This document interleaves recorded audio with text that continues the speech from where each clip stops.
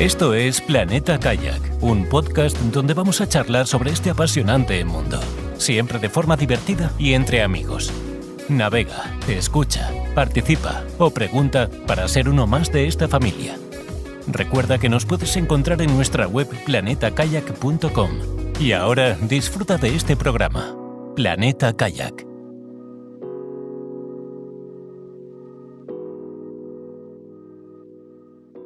Hola amigos, bienvenidos a un nuevo episodio de Planeta Kayak. Hoy de nuevo estamos Kei desde Puerto de Sagunto, Carlos desde Villarreal. Hola Carlos. Hola Kei y hola Francesc. Y tenemos a un invitado de lujo. Me he chivado.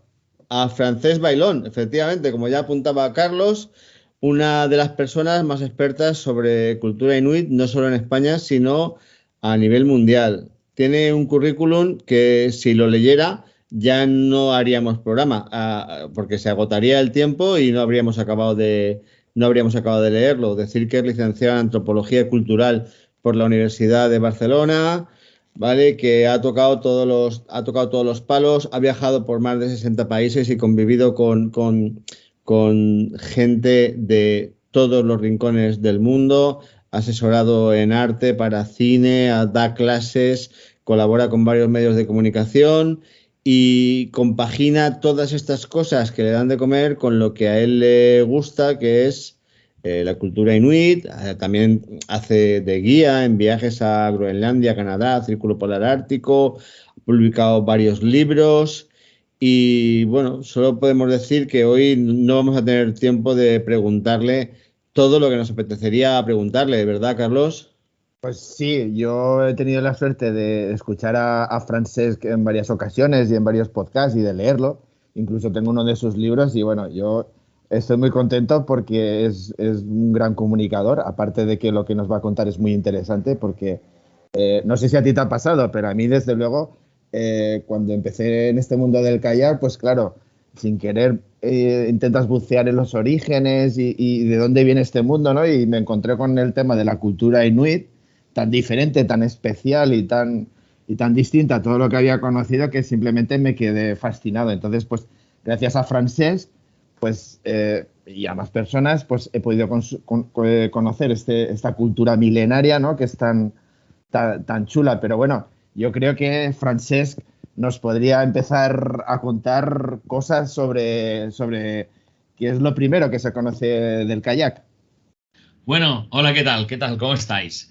Pues bueno, muchas gracias por la presentación. La verdad es que me he sentido un poco abrumado porque yo siempre digo que simplemente hago mi trabajo, lo que más me gusta y lo que más me apasiona, y el hecho que se me considere especialista o experto en culturas árticas o en la cultura inuit, sinceramente para mí es algo que bueno, forma parte de mi labor y por lo tanto no es tampoco una cosa que yo realmente me obsesione ni me preocupe, ¿no? Porque, bueno, para mí es tan válido el trabajo que hago como el que puede hacer otra persona.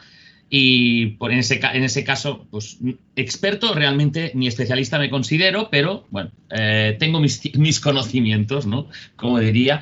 Y respondiendo a la pregunta del kayak, pues deciros que las primeras pruebas, y yo cuando hablo de pruebas me refiero a restos arqueológicos encontrados, pues podríamos decir que, en primer lugar, estamos hablando de la embarcación más antigua que continúa utilizándose y podríamos fecharla en torno a hace unos 4.500 años, es decir, del 2500 antes de Cristo. Oh, mamá. Sí, es decir, ya ha llovido desde entonces y de hecho cuando los primeros pobladores de la zona de Alaska llegaron procedentes de la península de Chukotka en Siberia, el famoso puente de Beringia, que era ese puente de tierra congelado, ya no existía y lo hicieron, entre otras cosas, con embarcaciones de piel tipo kayak. Muy bien, muy bien. Porque claro, es que estamos hablando de una cultura que al ser tan especial, pues claro, hasta donde yo sé, pues se basa bastante, digamos, en la tradición oral, o sea, porque no, hasta donde yo conozco, pues claro, muchos soportes físicos no deben existir, ¿no? No, bueno, a ver, lo que es información de la existencia del kayak, lo que es escrito, lo sabemos a través de los exploradores. Las primeras referencias, y ahí ya nos tenemos que ir más o menos a mediados del siglo XVI, ¿no? De hecho, un navegador inglés que se llamaba Martin Frobisher, en 1577, en la isla de Baffin, raptó literalmente a un cazador inuit con su kayak. O sea, lo subió a bordo, a los dos, el kayak y al propio cazador. Lo subió arriba. ¿Un souvenir? Sí, bueno, un souvenir. Se había mosqueado con los inuit porque aparentemente envió unos hombres para que realizaran un intercambio en el pueblo, en la costa. Esos hombres no regresaron. Él se pensó que los habían matado, etcétera, y entonces cuando pasó un cazador, ¡boom!, aprovechó, lo subió a bordo, estuvo esperando a ver si los del otro pueblo decían algo, los del otro pueblo no dijeron nada, y al final cogió y se lo llevó a Inglaterra, donde acabó muriendo, ¿no? La cosa curiosa es que, según la tradición oral de los inuit, los hombres que se bajaron del barco se quedaron a convivir con los inuit porque no soportaban al comandante, es decir, a Martin Frobisher. Oh my God. Esa es la tradición oral. Entonces, en cuanto a la tradición oral de los inuit, pues bueno, claro, tampoco nos ha llegado información de milenios, ¿no? Pero sí que podríamos decir que a través de la tradición oral podemos al menos constatar que hace unos 1000 años, a través de la tradición oral nos ha llegado que utilizaban el kayak. Porque, pero claro, arqueológicamente hablando, 4.500 años. Sí, pero por ejemplo, aquí en España no se da el caso, obviamente, pero en países digamos, del entorno, por ejemplo, Canadá, en Canadá sabemos que existe un museo muy importante de la canoa, le llaman allí, pero bueno, también hay en kayak. Si quisiéramos buscar el kayak, digamos, más antiguo que se conserva en la actualidad, ¿de qué época estaríamos hablando? Pues de esa época que te estaba diciendo, es decir, ese kayak está expuesto en el Museo de las Civilizaciones en Quebec, en Ottawa, y hay algún que otro kayak también que se puede encontrar en otros museos también, hablando, o sea, que estén en perfectas condiciones, que no sean trocitos de madera o de piel, etcétera. Además, hemos de tener en cuenta que la mayoría de los kayaks estaba hecho de materiales perecederos, pero... Estamos que 2.500 años es bastante, 4.500 años es bastante tiempo para que dure ciertas cosas, ¿vale? Pero claro, otras ciertas cosas en menos tiempo desaparecen, se consumen. Claro. Entre los insectos coprófagos, entre los que se comen el cuero, los xilófagos, o sea, pueden devorar un kayak en cuestión de meses o si no años, incluidos los huesos. Entonces, o sea, hay constancias, como tú dices, pruebas, pero eso no quita que se utilizara antes, o sea, que fuera, de hecho, el resultado de una evolución anterior de embarcaciones anteriores, ¿correcto? Sí. A ver, yo me baso en los restos que se han encontrado, ¿vale? Eso no significa que el kayak se pudiera utilizar incluso antes, pero si nos hemos de ceñir a las pruebas científicas y arqueológicas, pues hemos de hablar de esos 4.500 años. Y ya os digo, o sea, hay algunos kayaks que, entre comillas, están más o menos presentables, que los deberíamos situar, pues eso, sobre mediados del siglo XVI, y la gran mayoría, te diría yo, de kayaks que están expuestos pues en el Museo de las Civilizaciones y, por ejemplo, en el museo, en el British Museum y otros museos del mundo, pues yo te diría que la gran mayoría estamos hablando de finales del siglo XIX, principios del siglo XX. Y una cuestión, Francesc, porque eres de las pocas personas que conoce, bueno, los inuit tienen diferentes dialectos y diferentes lenguas, pero eres la única persona que conocemos que al menos habla bien una de ellas y una segunda, pues como comentas, que es un dialecto, pues también has aprendido digamos, a utilizarla. Pero ¿es verdad eso que de kayak, que es la palabra tradicional que denomina esta embarcación, significa ropa para andar en el agua o tendría otro significado? Sí, a ver, yo te diría que hay como dos acepciones, ¿no? Dos definiciones de la palabra kayak, de la palabra original. La primera es esta, de ropa para andar por el agua, y eso sobre todo se refería porque el kayak estaba construido según las medidas del cazador. Correcto. Me refiero que ese kayak servía para ese cazador, que además era quien lo construía, pero no servía para otro cazador, ¿vale? Y entonces, claro, el kayak y el cazador eran una sola pieza, una sola persona, por así decirlo, ¿no? Un solo objeto. Además, tanto el anorak que llevaba, que era completamente impermeable, se adaptaba perfectamente a lo que es la quilla del kayak, ¿vale? Para que hiciera esa estanqueidad en la embarcación y no penetrara el agua. Entonces, ¿perdón? ¿Has dicho a la quilla? ¿Sí? ¿Cómo a la quilla? ¿Será a la brazola de la bañera? Bueno, yo le denomino quilla, la parte redonda por donde se introduce el cazador. Ah, vale. Bueno, en el lenguaje de kayak moderno es la brazola de la bañera. ¿Vale? Vale. La quilla en los barcos suele ser la parte más baja del barco central suele ser la quilla, por eso me ha sorprendido un poco. En inglés se utiliza la palabra cockpit. Sí, bueno, en inglés lo gastan cockpit, sí. Ya. Sí. Pues cuando lo que digamos, cuando se introduce, yo lo digo por lo de la quilla porque en muchas definiciones o incluso en museos ponen la palabra quilla, pero sí, quilla, sí. Sorprendente. Entonces, pero bueno, claro, estamos hablando del pasado, del pasado y de una embarcación antigua. Entonces, como eran el mismo objeto, ¿vale? Por eso se llamaba ropa para andar por el agua, porque el anorak se acoplaba perfectamente a lo que era el kayak, ¿de acuerdo? Pero hay otra definición, que kayak podría significar hombre barca. Hombre barca. También muy chula y muy poética. Bueno, hasta donde yo también he leído, y corrígeme si estoy equivocado, aparte de, digamos, de que, claro, o sea, el cazador o el palista se acoplaba perfectamente al propio kayak, a la propia embarcación, aparte también existía como una relación así mística, ¿no? O sea, como que con independencia de que otra persona lo pudiese utilizar, ese kayak, al haber una relación espiritual entre la embarcación, porque un poco la filosofía, hasta donde yo conozco, de los inuit es así muy en esa onda, ¿no? Pues esa conexión espiritual pues impedía de que otra persona pues pudiese utilizar esa embarcación pues bajo la pena, por decirlo de alguna forma, de tener mala suerte, que no fuera propicio. ¿Es así también?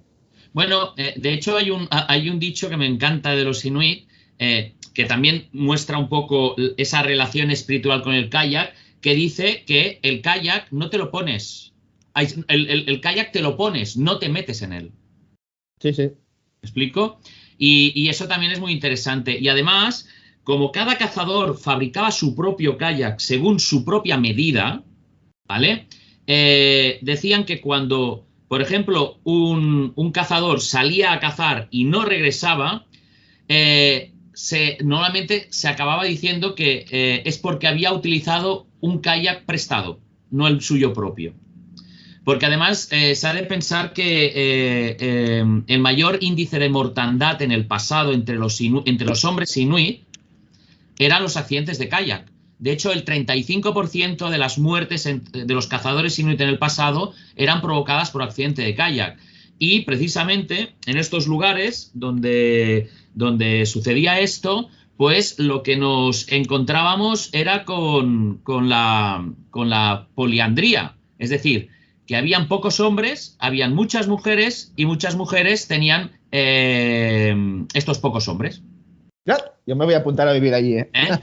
¿Por qué? Porque por culpa de esos accidentes ¿vale?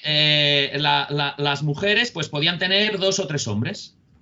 Ay, perdón, al revés. Los hombres, al ser pocos, tenían muchas mujeres, entonces un hombre podía tener varias mujeres. Las suegras vivían mucho tiempo. ¿Eh? Las suegras vivían mucho tiempo. Y perdón, no es poliandría, es poligamia. Cuando un hombre tiene varias mujeres. Sí. La poliandría se daba cuando en lugares donde había dificultad para sobrevivir y tenían grandes periodos de hambre y penuria, pues a menudo se veían obligados a practicar el infanticidio femenino, hasta niñas de 3 años. Entonces ahí te encontrabas que habían pocas mujeres y muchos hombres. Entonces ahí sí que existía la poliandría, donde una mujer podía tener pues varios hombres. Pero en los casos de accidentes en kayak era poligamia. Hay una idea extendida sobre la cultura inuit que viene a decir que son tan hospitalarios que comparten en el más amplio sentido de la palabra a sus parejas con los visitantes. No sé si es una falsa idea extendida o en qué está basada. Imagino que la habrás oído igual que yo. Bueno, si os parece, en un minuto os voy a romper todos los tópicos que tengáis de los inuit y entonces a partir de ahí reseteamos. Vale. En primer lugar, los inuit no te ceden la mujer. Yo he estado más de 35 veces en el Ártico y nunca te la ceden. Carlos, ¿vale? quita la reserva de Idrins para ir al este. Además, por ejemplo, no tienen 100 palabras para definir el blanco o la nieve. Eso fue algún antropólogo iluminado que no tuvo en cuenta que los inuit tienen varios dialectos, que cada dialecto puede tener 5 o 6 palabras para el blanco o para la nieve, y eso lo convierte en más de 100 palabras. Bueno, por lo tanto, eso tampoco es... Las mujeres que se van a casar sí que tienen 100 palabras para el blanco. Blanco roto, blanco oscuro, blanco claro, blanco brillante. Pero ahí se refiere al blanco de la nieve, ¿eh? Sí, bueno, digo, pero que si ellas para un traje de novia, para el de la nieve no te digo lo que pueden llegar a desarrollar. Bueno, perdona la broma. No, tranquilo. Y después, por ejemplo, otra cosa es que los inuit no son los creadores del iglú de nieve, sino que fue una cultura prehistórica denominada Dorset. Y además, solo el 20% de los inuit en el pasado dormían en iglús de nieve. El resto dormían en casas de piedra y turba. Por lo tanto, el iglú de nieve no es ni la casa que inventaron ellos, ni tampoco es la más representativa de su pasado. Y ya puestos también a romper tópicos, pues los inuit es el primer pueblo en la historia de la humanidad en haber eliminado el analfabetismo. Todos los inuit saben leer y escribir como mínimo desde hace un siglo. Y ya para acabarlo de arreglar, pues decir, aunque no tenga que ver con los inuit, pero indirectamente sí, el oso polar, su pelo no es blanco, sino que es transparente y su piel es negra como el carbón. Dicho esto, rotos esos tópicos, podemos continuar, si os parece. Del oso polar te quería preguntar, cuando has dicho, perdona Carlos, que del 35% de las muertes eran por accidentes con kayak, yo me imagino que una gran parte del restante 70% era por accidentes con osos polares. Pues no. Mira, si yo os pregunto cuál es el rey del Ártico, ¿qué me diréis? ¿El oso polar? Muy bien. ¿Y si os digo cuál es el animal más peligroso del Ártico? ¿El mosquito? No. Ese era por saco, pero no es el más peligroso. La morsa. La morsa. Y buena parte de los accidentes de kayak, al margen de una mar brava, algún iceberg que busca su punto de, digamos, de gravitación o su eje de posición, al margen de todo eso, hay constancia y registros de muchos accidentes mortales cuando las morsas con sus marfiles atacaban a los kayaks y los hundían. Y se ha de pensar que en la mayoría de los casos, y sobre todo en el pasado, hoy ya no, pero en el pasado, los inuit no sabían nadar. Esa idea también la hemos tenido siempre, que no sabían nadar porque tampoco les valía para mucho, porque no iban a soportar la hipotermia, no iban a llegar a ahogarse y no iban a soportar la hipotermia. Me imagino, bueno, que hoy tienen piscinas climatizadas, aprenden a nadar y... piscinas climatizadas no, pero que utilizan trajes de neopreno, sí. Bueno, también tiene sentido. Sí, pero bueno, yo lo que quería comentar es que, pues bueno, obviamente pues ya lo hemos desvelado de que los inuit pues empleaban el kayak precisamente para cazar. Pero esa caza, por lo que comentas de los accidentes, ¿era en solitario o era en grupo? Bueno, antes de todo, no solo para cazar, ¿eh? Ah, vale. Cuando se desplazaban, sobre todo cuando llegaba el verano y se desplazaban a otros territorios, básicamente los inuit eran nómadas estacionales, es decir, durante una época del año estaban en un sitio, durante otra época del año estaban en otro, ¿no? Entonces, normalmente el gran cambio, la gran migración que hacían era cuando terminaba la primavera, llegaba el deshielo y entonces lo que hacían era trasladarse, ¿vale? A campamentos más cercanos a la costa. Entonces, en esos desplazamientos eran los hombres los que iban en el kayak y las mujeres, los niños y la gente mayor iban en una embarcación también típica inuit que se llama umiak, ¿vale? Que le llaman la embarcación de las mujeres. ¿Cuál es la diferencia? Pues que la embarcación de los hombres, los kayaks, iban entre los 3 y los 9 metros, ¿vale? ¿Deslora, lo he dicho bien? Sí, sí. Muy bien. Y en cambio, en el caso del umiak, iba de los 9 metros hasta los 20, la embarcación. Entonces, se ha de tener en cuenta que el kayak no solo servía para cazar o pescar, sino también para desplazarse a los campamentos de verano. Dicho esto, a veces los kayaks, los cazadores iban individualmente. Hemos de pensar que prácticamente no tenían poblados. O sea, sí que hay algunos registros de poblados inuit pequeños, pero por norma general eran familias, con lo cual era el hombre el que salía a cazar, y salía a cazar en solitario. Solo en casos puntuales podían salir varios kayaks si estaban en una población relativamente estable, pero es que además, cuando iban a cazar los grandes cetáceos, léase las ballenas, por ejemplo, o incluso las morsas, por su peligro, lo que hacían era ir en el umiak, precisamente. El kayak siempre ha sido una embarcación individual. Sí que es cierto que tenemos el caso de los algonquinos que utilizan la baidarca.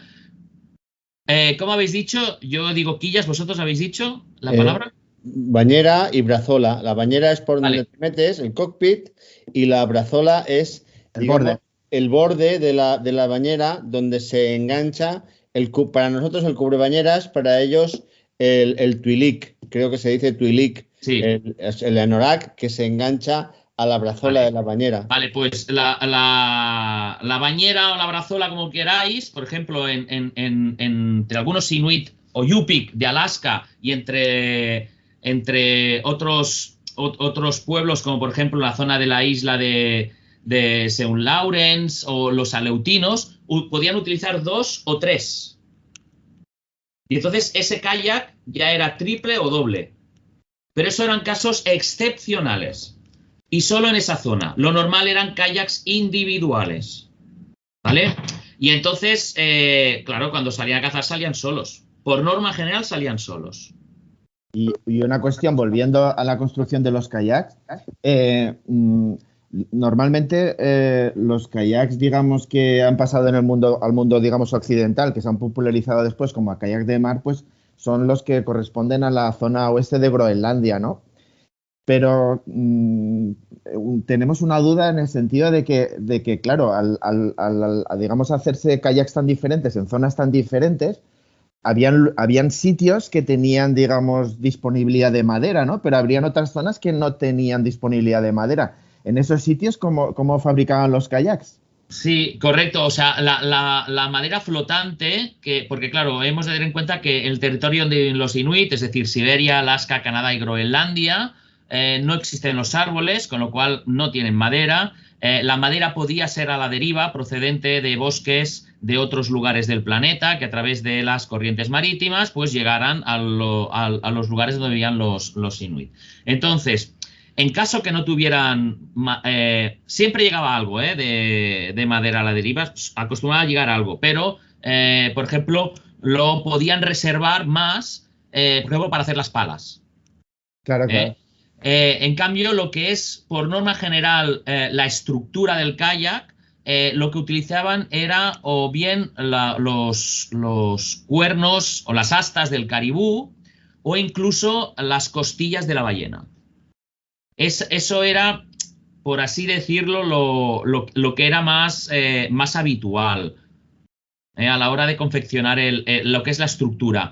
Lo que sin duda sí que utilizaban por norma general todos los grupos inuit. Pensar que habían 21 grupos inuit y se han registrado como mínimo más de 40 kayaks de diseños diferentes, como mínimo. La piel era la de foca, porque la piel de foca es la más impermeable que existe. Y de hecho el anorak que iba acoplado al kayak también era de piel de foca. Yo en algún sitio me ha parecido ver que ha habido modelos de tulik o de anorak que también se hacían con tripas, imagino que tripas de cetáceos, pero... No, y de pájaros. Ah, muy bien, muy bien. De pájaros. Ah, muy bien. Tripas de pájaros. También podría ser que la cubierta del kayak en ocasiones determinadas también utilizaran la piel del amors. Y otra cuestión, ¿los kayaks, digamos, los fabricaba todo el mundo o habían... Dentro de la comunidad habían artesanos especializados en la construcción de los kayaks? No, por norma general, los kayaks, como por ejemplo el trino de perros, lo fabricaba cada uno. Pero no lo fabricaba solo el hombre. Es decir, el hombre lo que hacía era la estructura y la que hacía la cubierta era la mujer. ¿Vale? Sí, la mujer era la que se encargaba de hacer la cubierta del kayak. Porque además la mujer era la que se encargaba de hacer la pieza, el anorak propio, ¿vale? Para utilizarlo en el kayak. Ellas a coser y ellos con la radial, a pegarle a la bueno, más que con la radial, con el taladro de arco, pero bueno, sí. Hoy día pueden utilizar la radial sin problemas. Sí, y el Dremel. Antes has comentado una cosa que a mí me llama la atención y creo que es el momento de desvelar una duda que yo tengo. Yo tenía entendido que cuando algún inglés despistado llegó a Groenlandia, le puso el nombre de Greenland porque era una tierra verde. O sea, hemos hablado de que no había árboles, ¿vale? Y que probablemente algún angloparlante, ya no voy a decir si inglés o llegó allí y dijo, oh, qué verde es todo, llamaremos a esto Verdelandia, Greenland. Los brillantes traductores españoles, como siempre, haciendo el que a Iceland lo llamó Islandia, brillantemente, ¿vale? En vez de Yellolandia, dijo Greenland, no me viene nada, voy a llamarlo Groenlandia. ¿Qué certeza tenemos sobre que Greenland, que Groenlandia en algún momento fuera mayormente verde y hubiera árboles, hubiera un clima más cálido? A ver, en primer lugar, la persona que puso el nombre a Groenlandia no era un anglosajón, sino que era el señor Eric el Rojo, el vikingo, que fue expulsado en el año 982 de Islandia. Tuvo que pagar un exilio de 3 años por culpa de un asesinato que él cometió, y entonces se vio obligado a marcharse de Islandia. Y entonces él había oído de las sagas que se habían escrito, de otros navegantes, como por ejemplo Gunnhorn, que era otro navegante noruego, que de hecho la montaña más alta de Groenlandia lleva el nombre del navegador de Gunnhorn, pues que hacia el oeste habían más tierras. Y entonces él se fue a Groenlandia, a unas nuevas tierras, estuvo 3 años recorriéndolas, y cuando terminó su exilio regresó a Islandia y dijo, chicos, he encontrado unas nuevas tierras a las cuales les he puesto el nombre de Tierras Verdes. El nombre inicial era Groenland. Luego ya cambió después con el tiempo, con los anglosajones, Greenland, pero originalmente era Groenland, que significa tierra verde. ¿Que la tierra era verde? No. ¿Que fue para engañar a la gente? Sí, porque además él lo dice en las sagas de Eric y de los groenlandeses, dice, puse el nombre de tierras verdes, de tierra verde, porque eso llamaría más la atención a los futuros colonos. Y de hecho consiguió que 25 barcos 500 personas le acompañaran para volver a Groenlandia y colonizarla. Entonces, eso por una parte, fue una especie como de engañatontos que la gente se lo creyó.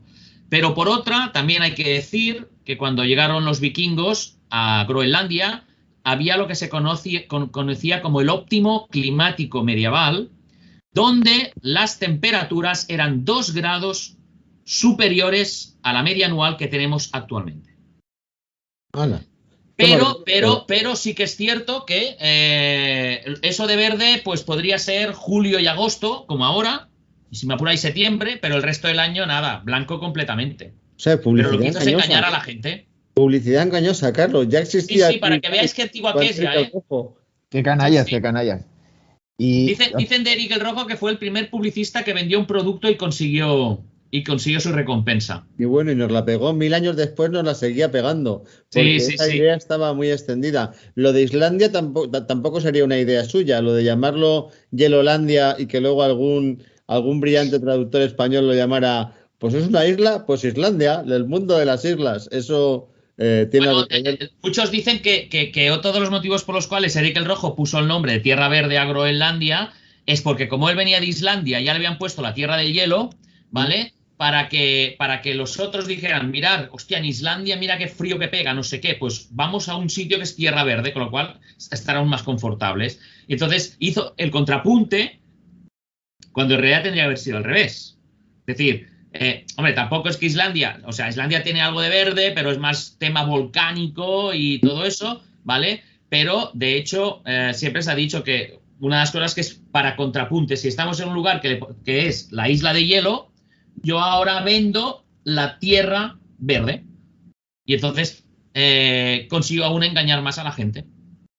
Eric el Rojo, el primer publicista, que también se dice que llegó a América antes que los demás, que no le interesó y se volvió. Bueno, ojo, ese fue Leif, su hijo. Leif Erikson fue su hijo. De hecho, a ver, Groenlandia es continente americano, ¿vale? Groenlandia está considerado continente americano.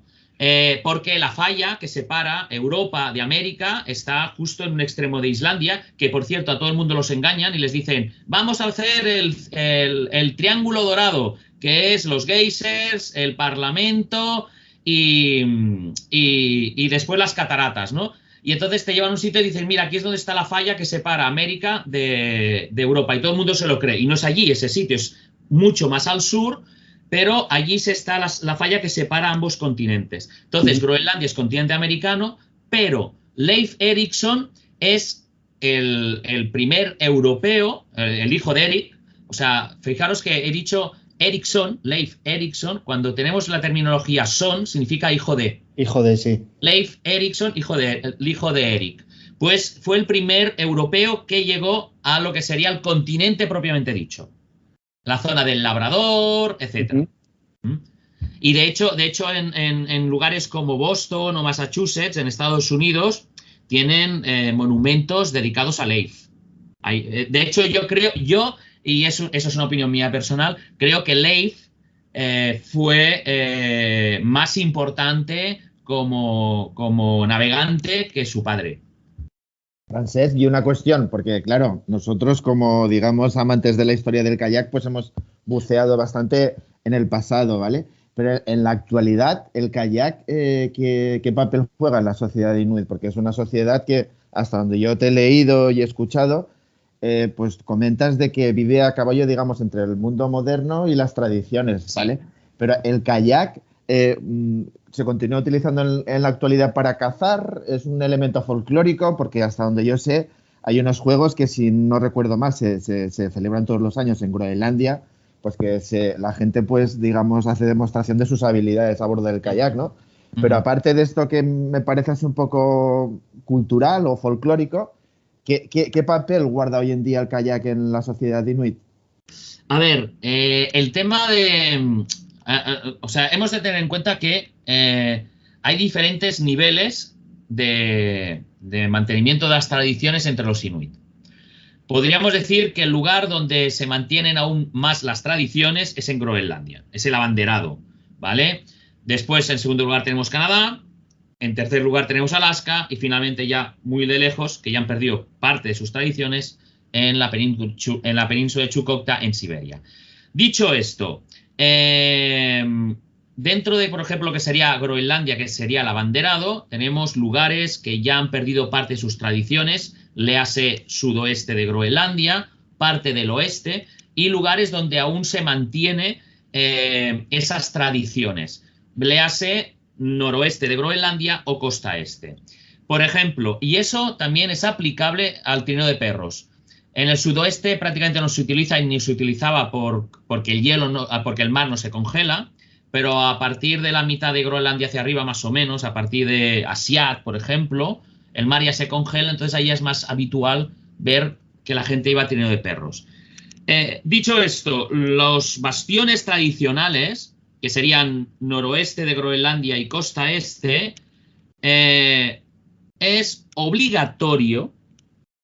Cuando digo obligatorio es que como faltes a esta obligación, corres el peligro de ser expulsado de la población. Para ir a cazar hay que utilizar los medios de transporte tradicionales. Significa que para ir a cazar en invierno hay que utilizar el trineo de perros. Y para ir a cazar en verano hay que utilizar el kayak. Sobre todo esto lo podemos ver en el noroeste de Groenlandia, en la zona que se llama Kanak. Ahí vivió uno de los 21 grupos inuit que existían, ahora existen 19, antes habían 21. Bueno, pues allí tenemos a los inuit, con los que yo estuve conviviendo en el año 2004, y allí cazan los narvales, las ballenas, las focas, las morsas con el kayak. Está terminantemente prohibido hacerlo de otra manera. Y en la costa este tenemos una mezcla. Algunos salen con el kayak, otros salen con la barca, pero, por ejemplo, si tú vas a cazar en invierno y primavera y llegas, vas con el trineo y llegas hasta las Polinias, es decir, donde acaba el mar congelado y empieza el mar abierto, ahí no puedes utilizar una barca, has de utilizar forzosamente el kayak. Y el kayak tú lo llevas encima del trineo. En cambio, en la costa oeste esto no hay, y lo que sí que podemos encontrar es lo que has dicho tú, de representaciones de manejo de kayak, sobre todo, por ejemplo, la fiesta nacional groenlandesa, que es el 21 de junio, hay exhibiciones de lo que es el kayak y también todo lo que es lo que se denomina el esquimotaje o la técnica de maniobra del volteo, que no sé si sabéis, pero se han descrito hasta más de 30 técnicas diferentes para hacer el esquimotaje.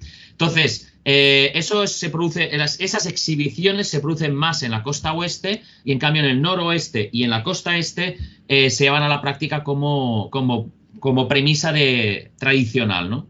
Y dentro de esa línea, digamos, de conservar las tradiciones, los kayaks que utilizan, que son, digamos, kayaks tradicionales, que es el sistema este de construcción clásico que se llama skin on frame, que es una estructura de madera, o son kayaks así modernos de fibra o de plástico. Sí, yo te diría que yo he visto un poco de todo, pero, o sea, de piel, de foca, incluso de morsa. He visto incluso algún kayak cuya estructura era aparte de madera, porque ahora ya tienen acceso a la madera, pues aparte de eso, incluso alguno utilizando costillas de ballena, pero lo más habitual es los kayaks hechos de plástico, de polietileno y de fibra de vidrio, actualmente. Muy bien. Es lo más habitual actualmente. Y ahora una pregunta comprometida, tú que has hecho tantísimos viajes a la zona, ¿alguna vez has navegado en kayak? Ahora me van a matar. Mirar, solo, aunque parezca mentira, porque, bueno, también es cierto, también hay que indicar que prácticamente, si tuviéramos que contar todas las expediciones, os diría que el 70% u 80% lo he hecho en época invernal. ¿Vale? Lo he hecho en época invernal. Y en la época estival, pues tampoco he tenido muchas oportunidades. Solo he navegado 2 veces en kayak. La primera fue en Sitges, una población cercana a Barcelona. Sí, y además, allí me enseñaron a practicar el kayak en Sitges, ¿vale? Hice algunas prácticas, ¿vale? Y después ya navegué. y la segunda fue en Groenlandia. Por supuesto, en Groenlandia fue muchísimo más fácil porque en Sitges había un poco como de aguas bravas, ¿vale? No era como Groenlandia, que era el interior de un fiordo y el mar era como si fuera un espejo. Claro. Que lo cual era aquello más fácil. Además, tampoco había mucho hielo y todo eso. También he de decir que a mí me gusta muchísimo más el trineo de perros y entonces ahí sí que he aprendido a conducir un trineo de perros. O sea, he llevado trineo de perros y dándoles órdenes a los perros, etcétera, etcétera. No sé, me tira más el trineo de perros, pero bueno, solo he probado, o sea, navegar, lo que se dice navegar, aparte de las prácticas, 2 veces. Una en Groenlandia y otra en Sitges, cerca de Barcelona. ¿Cómo llaman ellos al trineo de perros? ¿El Corsa del Hielo o...? No, Camutit. Camutit. Camutit es el trineo de perros, sí. Y Kamushek es sería el trineo propiamente dichos y Kimek sería el perro, en general. Kimek. Es que se puso de moda aquí en algún momento en España hacer competiciones de trineo de perros. Me gustaría acordarme si la palabra era mushing. Sí, pero eso es diferente. Eso es una cosa así, pero es que es diferente, porque además cuando tú vas en trineo de perros, ¿vale? Por ejemplo, en Groenlandia, tú no vas en lo que serían la parte trasera donde está el pasamanos, de pie. Tú vas sentado en el trineo, cerca de los perros, para que puedas dominar lo que son las cuerdas y los arneses y para que puedas darles las órdenes al perro. Además, el perro no es de esos, aunque podría parecer bonito, no es precisamente los perros son cariñosos. De hecho, son animales que son salvajes. Es lo más parecido al lobo. Y lo bueno es que además la raza de perro groenlandesa está reconocida como tal, ¿no? Ya desde hace unos años. No estamos los huskies ni los Alaska Malamute. Nada que ver, no tienen nada que ver. O sea, tú coges un perro groenlandés y te hace unas hamburguesas con un husky o con un malamute. Porque esos, o sea, son salvajes en estado puro y duro, ¿eh? O sea, es algo que realmente es increíble. ¿Cómo se llama esa raza de perro? ¿Perdona? ¿Cómo se groenlandesa, llama? raza groenlandesa. Está reconocida como tal. Sí, vale, sí, vale. Sí, vale. sí. O sea, se llama raza de perro groenlandesa. Vale. Pensaba que tendría algún nombre. ¿Muki has dicho que llaman ellos al perro? No, Kimek. Kimek, vale. Sí. Kimek. Curioso. Yo convencido que serían perros, si no huskies o Alaska Malamute o estos japoneses, pensaba que serían perros así. No, son perros que no son muy grandes, pero son muy fuertes. O sea, no son una bestialidad de perro. ¿vale? Como yo. No soy muy grande, pero... Y además una anécdota es que cuando los primeros inuit groenlandeses pisaron a Dinamarca, una de las primeras cosas que dijeron a sus familiares es que los europeos eran unos guarros porque tenían a sus perros dentro de las casas.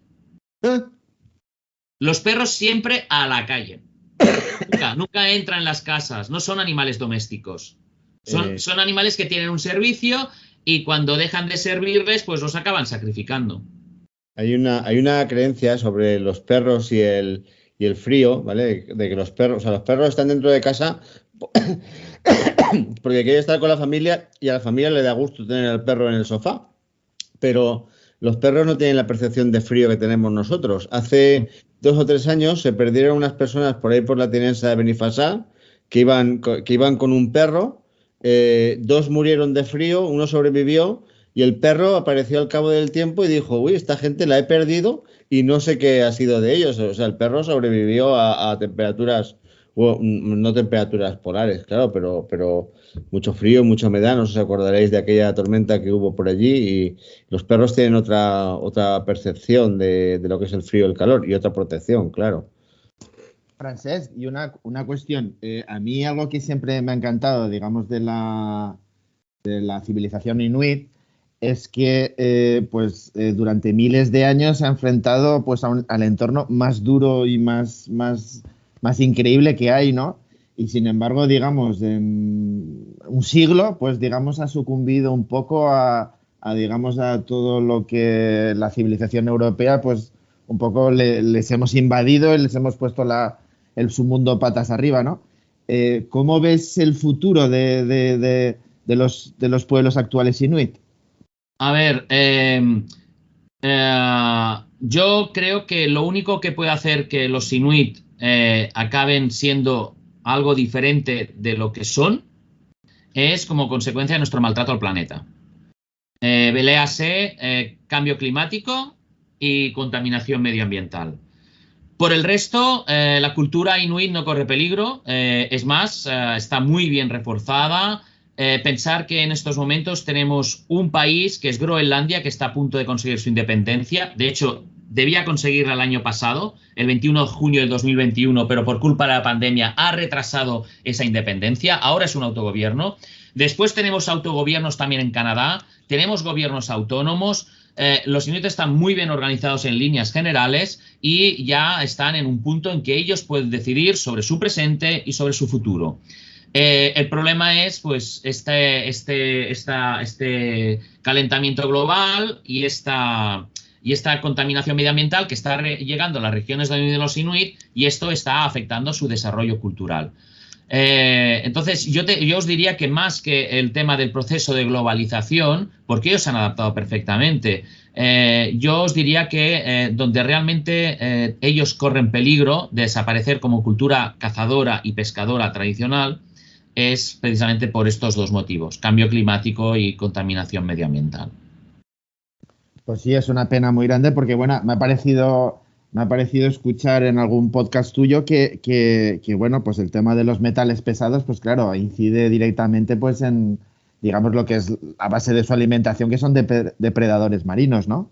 Sí, bueno, sí. Además, por ejemplo, para que veamos cómo son los inuit, una de las cosas que han hecho recientemente, pongo siempre Groenlandia porque es el abanderado, es el que va siempre por delante, ¿no? Y los demás van por detrás siguiendo los pasos groenlandeses.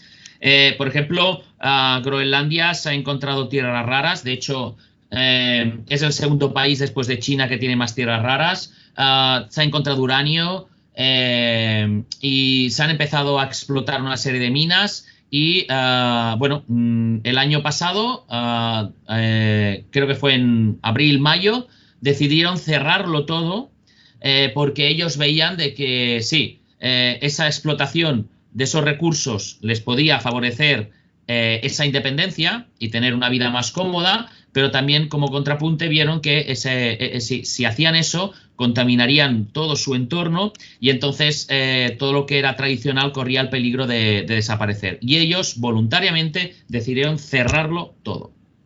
Extremadamente listos. Bueno, hace un rato nos ha dicho Francesc que estaba abrumado. Los que estamos abrumados somos Carlos y yo, ¿vale? Absolutamente. Nos has desmontado a nosotros y a quien tenga la suerte de oír este episodio un montón de mitos sobre la cultura inuit, ¿vale? En ningún momento hemos nombrado la palabra por la que se les conocía antes, que era por comedores de carne cruda, ¿vale? Que durante años y años, ¿vale? Cuando hablamos de los iglús, yo me acordaba de los tebeos que leíamos de pequeño, donde salía un esquimal con un agujerito en el hielo y una caña de pescar y al lado el iglú, ¿vale? En fin, bueno, ha tenido su... con el tiempo y gracias a estos actos divulgativos podemos ir rompiendo esos mitos y esas, como los de que los valencianos, por ejemplo, somos los más guapos y ardientes Latin lovers del mundo, por ejemplo, ¿vale? Que no es cierto, somos los segundos nada más, pero vamos, está muy bien. Carlos creo que quiere decir algo. Sí, no, yo lo que sí que animo a que la gente siga indagando en esta cultura que es apasionante y bueno, el propio Francesc tiene una web que es alucinante en este sentido que se llama antropologiainuit.com, que pondremos el enlace en nuestra web y bueno, también pues como guía de viajes pues también organiza viajes que me imagino que serán un poco diferentes, ¿no? A lo que moverán los otros turoperadores, ¿no, Francesc? Sí, bueno, antes solo una breve mención. Efectivamente, el problema de los inuit es que se conocen más por su realidad cultural, por su nombre que por su realidad cultural.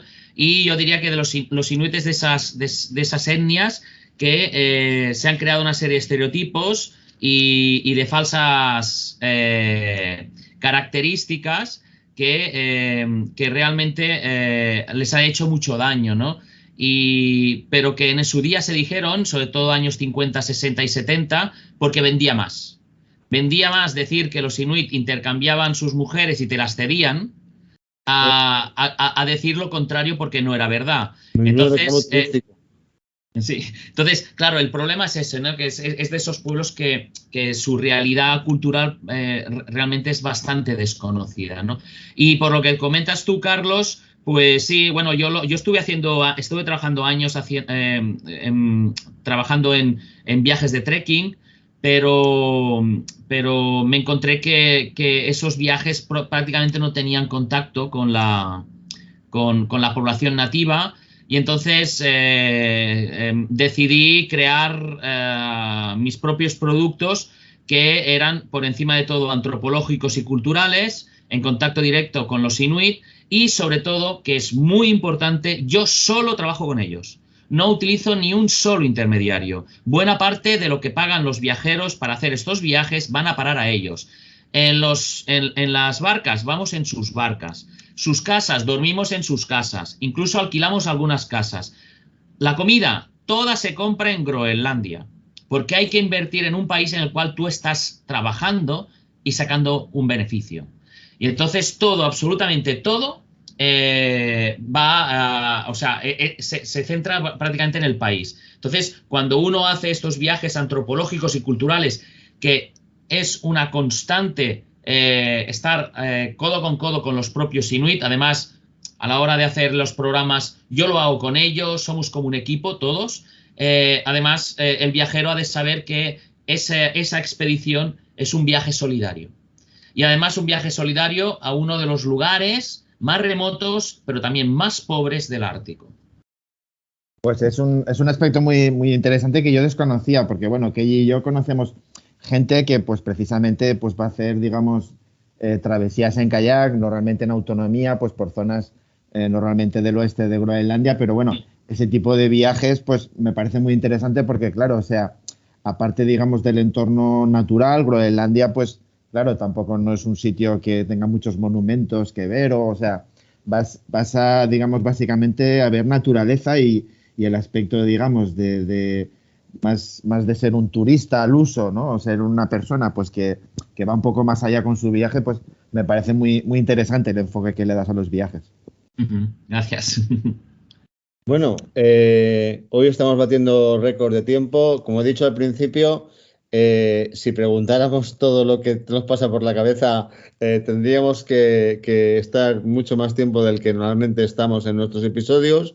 No descartamos, si Francesc no lo descarta, no descartamos invitarle en otra ocasión para seguir hablando de estos temas, porque seguro que a Carlos se le han quedado cosas guardadas, igual que se me han quedado a mí. Antes he dicho una mentira, los valencianos no somos el número 2 en Latin Lovers, somos los número 1, ¿vale?